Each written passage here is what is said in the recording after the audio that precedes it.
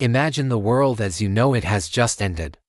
The power is out, the stores are empty, and the thin veil of civilization has finally snapped. You've spent years prepping. You have the food, the water, and all the gear. You think you're ready. But what if I told you that the biggest threat to your life isn't a lack of resources, but the 3 pounds of gray matter inside your own skull? Dark psychology and survival history show us that in a total collapse, your brain becomes a minefield of biological traps. The first trap is the normalcy bias. This is the silent killer that whispers, "It can't happen here." When a crisis strikes, your brain desperately tries to convince you that things will go back to normal soon.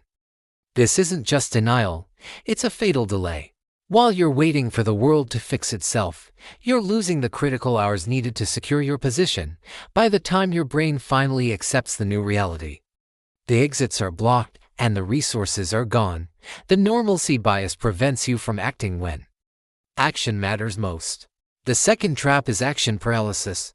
In a high-stress environment, your prefrontal cortex, the part of the brain that makes decisions, can literally shut down. You find yourself standing in the middle of chaos, overwhelmed by too many choices, unable to pick even a simple path. In survival, making no decision is often the worst decision of all. It leaves you passive and exposed while the world around you becomes increasingly violent. You freeze when you need to fight or flee. And there is the groupthink delusion. We are social animals, and our instinct is to stick together. But in a collapse, the crowd is often wrong. Groupthink happens when you ignore your own logic just to fit in with the group's consensus.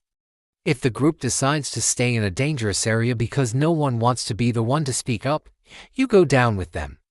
People will follow the herd right off a cliff. Your silence in a crisis is a death sentence, not just for you, but for everyone you care about. Perhaps the most exhausting trap is the false hope loop.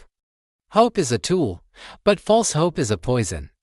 It's the cycle of telling yourself that rescue is coming tomorrow, or that help is just around the corner. This trap prevents you from making the hard, painful adjustments necessary for long-term survival.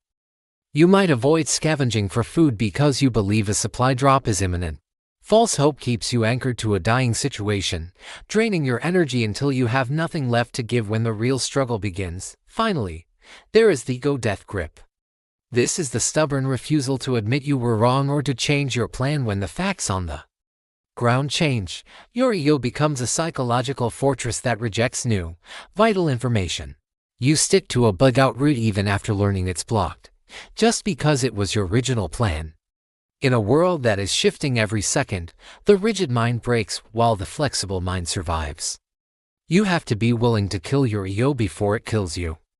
The physical threats of a collapse are immense, but the battlefield within your own mind is where the war is truly won or lost.